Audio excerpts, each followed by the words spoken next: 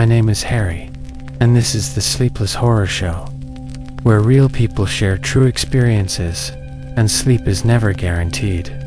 And by the end of this episode, we'll also be talking about something that's been haunting social media lately.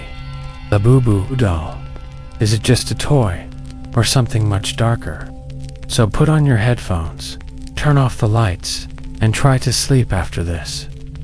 Our first story comes from someone named James. James writes, "Hey, my name is James. I'm 28 years old. This story isn't about something that happened in the past. It's happening right now. And I need to know what the hell is going on, and whether I should ever go back up to my roof again. 3 months ago, my family and I moved into a new house. It was a quiet area, nothing fancy, but peaceful. Just the kind of place you'd want after years of renting city apartments. Our home has a flat rooftop, open, spacious, with a low wall around it.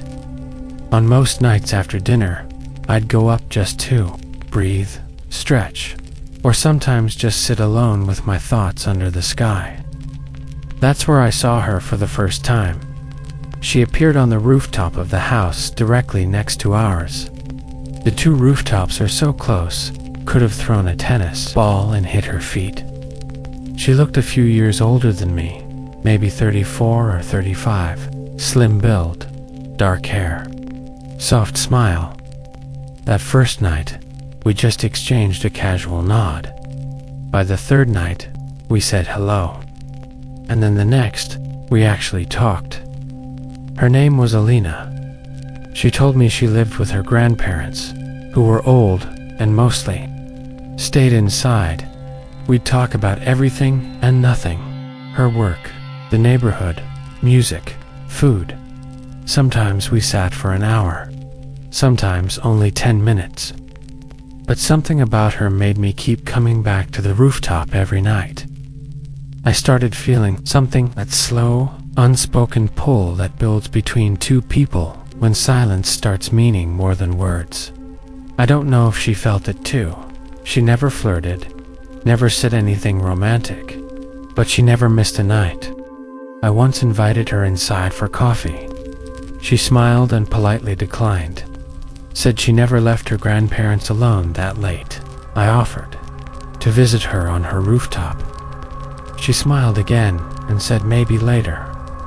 Every time I gently pushed the boundary, she politely pulled back. Then everything changed. One morning, as I was leaving for work, I saw a real estate agent unlocking the front gate of the house next door. Alina's house. There was a family with kids walking behind him, looking around excitedly. At first I thought Alina and her family were moving out. It made me weirdly sad.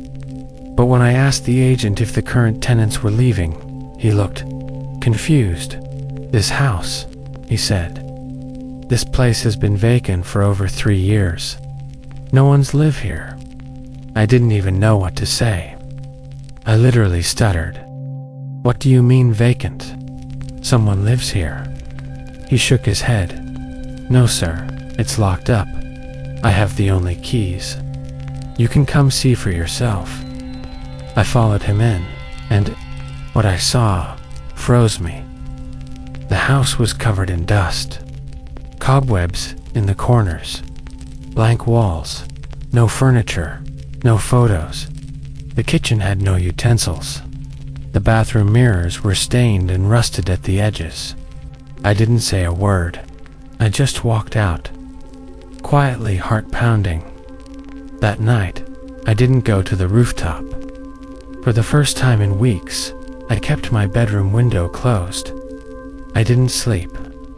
I couldn't stop asking myself one question. Who had I been talking to? Who had smiled at me? Who had listened to my stories and told me hers? I asked my family the next morning, "Did you ever see anyone next door?" They all said no. I walked over to some of our neighbors later that week, asked them straight up if they had ever seen anyone at the house next door. Every single person gave me the same look. that "Why are you asking that? Look," and says, "Son, no one's lived there since many years." I thought that was the end, but she didn't let go. Sometimes, when I lie down to sleep, I hear her voice from above. It's not loud, just enough to make my skin crawl. "You didn't come tonight. I waited for you. Come back. I miss our talks." Now I don't know it, really. Her voice, or just my assumption, or in my mind. I haven't been to the rooftop since that day, but part of me still wants to go. To see her again, to ask who or what she really is, but I'm terrified that if I do, I won't come back the same, or it will get worse. So I'm asking you and your other listeners, what would you do? Should I go back? Should I talk to her one last time? Or should I stay far, far away, and never look over that wall again? What do you think actually happened to James? Was it a real connection with something not human, or just an illusion created by loneliness and routine? And more importantly, what advice would you give him? Should he go back and find out the truth, or stay away for good? Comment below. Now let's jump into today's second story, sent by Sean. Sean writes, "My name is Sean. I live alone, or at least I thought I did. And this isn't a story about what I saw. It's a story about what my dog kept seeing when there was nothing there. I had just moved into a small one-bedroom apartment in Houston. It wasn't anything special. Basic kitchen, cracked tiles, leaky faucet, but it was affordable, clean, and most importantly, pet-friendly. I've had my dog, Max, for 8 months. A mixed breed, loyal, quiet, never aggressive. He never even barked at strangers. So when I say this behavior was strange, I mean really strange. On my second night, I was sitting on the couch, scrolling through my phone. Max was lying quietly on the floor near my feet. Suddenly, he stood up, still, frozen. His head turned slowly toward the far wall of the living room. Then he growled, low, deep, unfamiliar, and then he barked, loud, repeated, eyes fixed on one spot of the wall like something was standing there. There was nothing. I looked. I even waved my hand in the air. Nothing. I said, "Max, what's wrong? Boy." He didn't look at me, just kept growling, slowly backing away. I don't know why, but I got chills. The kind of chill that doesn't come from fear, but from instinct. I picked him up and brought him into the bedroom. We both fell asleep, eventually. The next day, I spent the morning unpacking. New apartment, chaos boxers, shelves, chargers, trying to find where I kept my socks. Around noon, it happened again. Max stood in the hallway, facing the exact same wall, growling, barking, then whimpering. He turned and ran into the bedroom, tail between his legs. Shaking, I walked to where he had been staring, pressed my hand against the wall, knocked. It was solid. I even checked if there were mice or sounds from the other side. Nothing. That night, it got worse. Around 2:30 a.m., I woke up to Max yelping. Not barking, yelping, like he'd been hurt. He bolted toward me, ears pinned back, eyes wide. There was a scratch, a literal red line, across his side. It wasn't bleeding, but it looked fresh, as if something had swiped at him. I jumped up, looked everywhere, under the bed, behind the closet. I even checked the windows for anything that could have fallen. Nothing. I sat there on the floor, holding Max, trying to calm him while Googling things like, why is my dog barking at nothing? Can dogs see ghosts? Some posts said it was anxiety. Others, more spiritual. I didn't want to believe it, but deep down, Something felt off about this place. The next day, I called my friend Tara. She had a beagle named Snowy. I told her I needed her to come over and bring her dog. Didn't explain much, just said, "I want to see how your dog reacts." She arrived that afternoon. The moment Snowy stepped into my apartment, he refused to move forward. Started barking immediately. Low, aggressive, scared. Max came running to the front room. At first, I thought maybe Snowy was just afraid of Max. But even when I carried Max back into the bedroom and shut the door, Snowy still wouldn't come in. He kept barking at that same damn wall. Tara and I managed to coax him in after 5 minutes. She literally had to pick him up and carry him inside. And then, it got even creepier.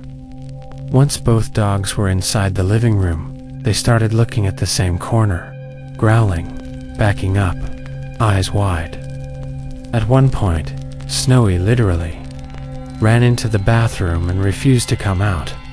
That's when I knew this wasn't just in my head. 2 dogs, 2 separate personalities, both reacting to the exact same part of the apartment, and nothing visible there. No shadows, no sounds, just something they could feel or see. Tara looked freaked out. She asked me, "Sean, have you blessed?" This place I laughed it off. But she wasn't joking. "I think you brought Max into someone else's space, and they're not okay with it." Since then, it hasn't stopped. Although we haven't spent many days in this apartment, Max keeps barking at the same wall. He usually avoids that spot, runs past it, and completely skips the area. I still don't know what it is. I've tried incense. I've tried ignoring it. But Max knows. He knows when it's near. And no matter how much I try to stay calm, every single night feels like a countdown now, lol. So I'm asking you, anyone watching this show, has this happened to you? Can animals really see something we can't? Is it something in this apartment? Or did something follow me here? Because I'm not sure how many more nights Max and I can survive this. Guys, what's your take on this? Was Sean's dog sensing something truly paranormal? Or do animals just have a sixth sense we don't fully understand? Drop your thoughts in the comments. I'm curious what you think. Third story sent by Marcus.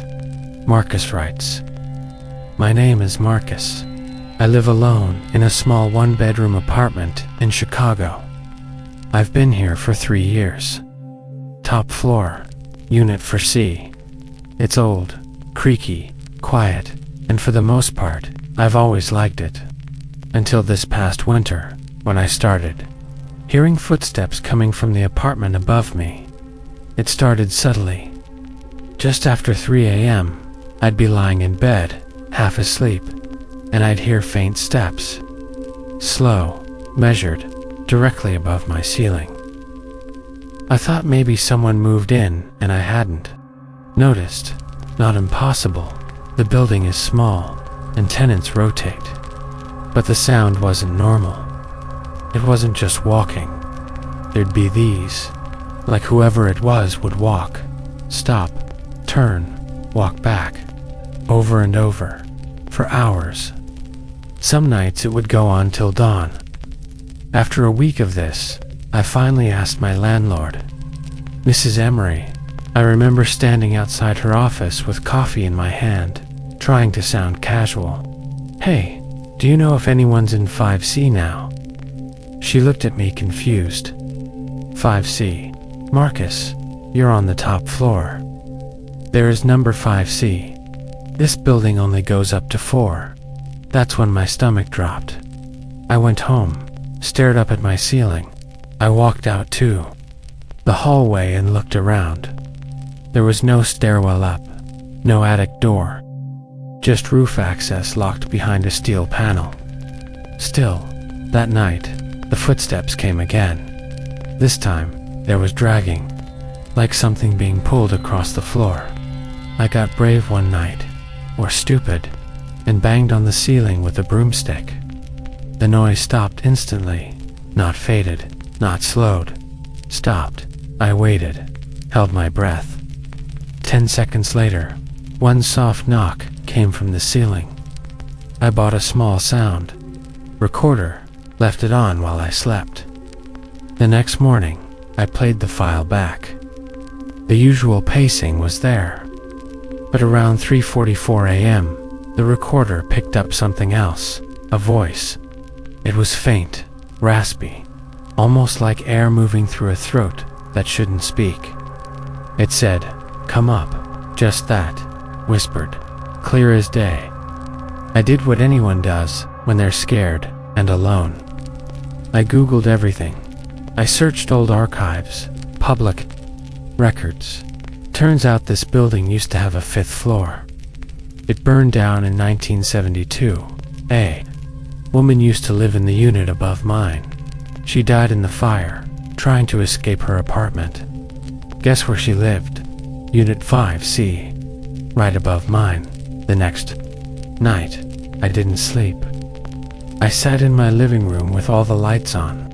Around 3:11 a.m., the light above me flickered. Then the ceiling started to creak. Soft at first, then heavy. Then the sound of fingernails long, scraping from one side of the ceiling to the other. Then the smoke alarm went off, but there was no smoke. Just the sound of something whispering closer. Right above my head, I ran out of that apartment barefoot. Didn't even lock the door. I never moved back in. I broke my lease. Stayed on a friend's couch for 2 months until I found a new place. People told me it was just sleep deprivation, that I imagined it all. But I still have the audio file. Marcus saw something none of us ever want to face, but what was it really? A protective spirit? A glitch in reality? Or something much darker? Let me know in the comments what you think that woman was, and why she chose him. Let's move on to the last story, sent by Sarah. After that, we'll talk about the Labubu doll. Sarah writes, "For my name is Sarah. I belong to a Muslim community, and this story isn't actually mine. It happened to my best friend's younger brother, a 12-year-old boy who was just like any other kid until something started taking over his body. Something powerful and angry. His name was Hasan, 12 years old. Quiet, well-behaved, video game, obsessed. Nothing out of the ordinary. One evening after dinner, he suddenly started screaming, as if something was clawing at his insides. At first, we thought it was a seizure. Then he started throwing things, heavy things, like the dining table, with one hand.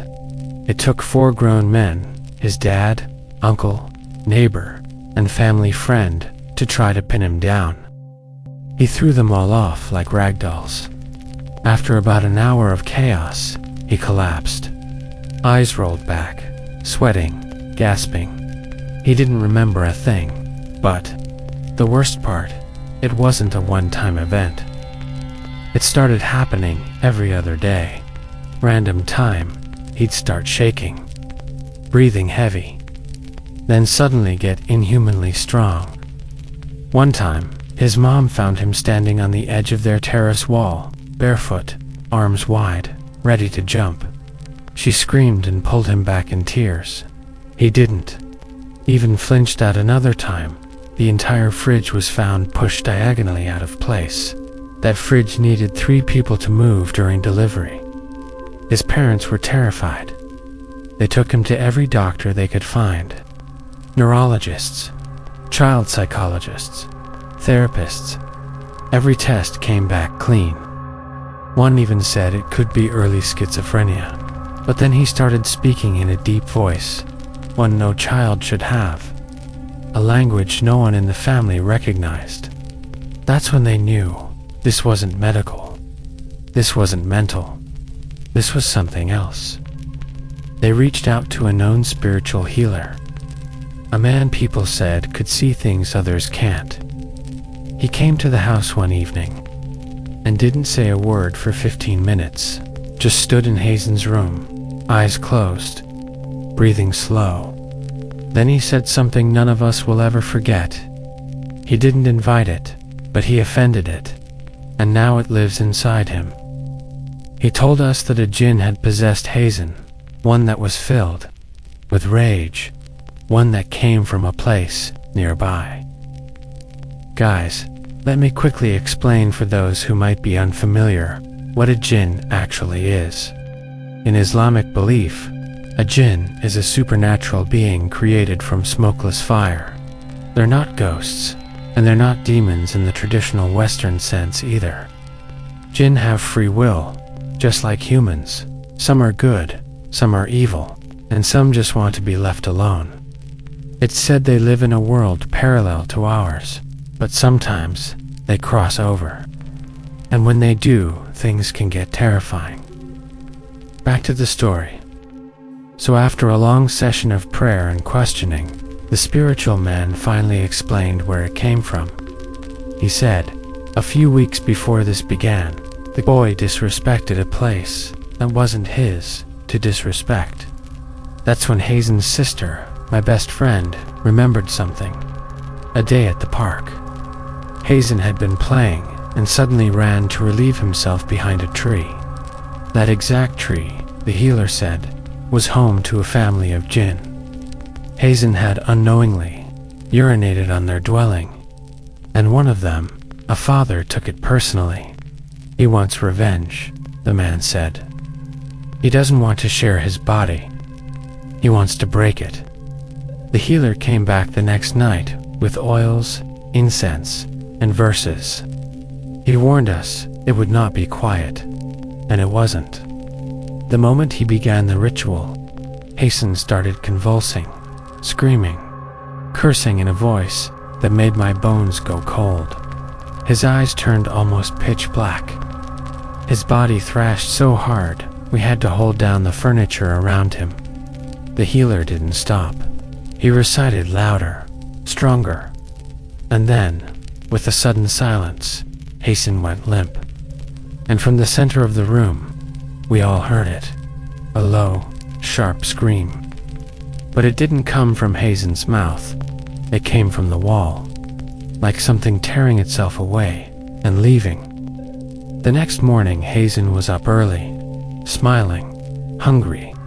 He didn't remember the last 2 weeks, didn't remember standing on the terrace, didn't remember the voices or the strength. But the heaviness in the house, the cold, sick feeling, was gone. It's been 2 years now. He's normal, healthy, and the tree in that park was cut down. 6 months after the incident, they said it fell on its own during a storm, but no other tree in the park was touched. I still visit that family sometimes, and I still think about that voice, that scream, that power I saw in that boy. It makes me wonder, how many other jinn are just waiting for one mistake, one insult, one moment to climb inside someone new? Would you even know if something was already living inside you? Guys, this is something new for me. What do you think the spiritual ritual really worked, or just made things worse? Share your thoughts in the comments. And before we end tonight's episode, I want to talk to you about something that's been blowing up all over social media. You've probably seen it, maybe even thought about buying one. I'm talking about the Labubu doll, that strange little creature with sharp teeth, buggy eyes, and a face you can't quite stop looking at. At first glance, Labubu looks like something between a squirrel, a goblin, and a kid's drawing gone wrong. It's part of a collectible toy series, Pop Mart, to be specific. People buy them in mystery boxes, never knowing which one they'll get, but lately, Labubu isn't just being it's being watched, because some people swear the doll is watching them. There are now hundreds of videos on TikTok, Instagram, and YouTube Shorts where people claim they brought the doll home and something changed. Weird noises, lights flickering, One user said she found her Labubu in a different room than where she left it. Another swore she saw its mouth open wider when she turned off the lights. Are these just jokes? Or is there something darker behind Labubu's creepy little grin?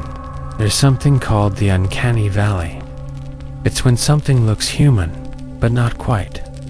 Close enough to trigger our instinct that says, something's wrong here. That's Labubu in a nutshell. It's cute, but your gut says not to trust it. Is it possible that we're projecting fear onto a toy? Or is there actually something attached to these dolls? Something not manufactured in a factory? I read a Reddit post last week that hasn't left my mind. A user said she gifted a Labubu doll to her little sister. The kid loved it, slept with it every night. Then she started having nightmares. The same one every night. A voice whispering her name from inside the doll's mouth, and a pair of hands pulling at her feet. She told her sister, "Labubu doesn't blink when I sleep." They eventually threw the doll away, or tried to, because 2 days later, it was back on the shelf. Now I'm not saying every Labubu doll is haunted. Most are just plastic and paint. But why is this one, out of so many toys, causing this much disturbance? And why are the stories all so similar? Unexplained behavior, cold spots, whispers, shadow movement, pet reactions. It's like a checklist straight out of a haunting. So I'm throwing the question to you. Have you heard of the Labubu doll? Before today, do you own one? Have you noticed anything off? Do you think it's just creepy design and coincidence? Or do you believe, like some people online, that Labubu isn't just a doll, but a vessel? Let me know in the comments. And if you've experienced anything strange, not just with Labubu, but any toy, send your story to @sleeplesshorrorshow@gmail.com, and we will feature your story in upcoming show. Good night, take care, and try to sleep. If your toys let you.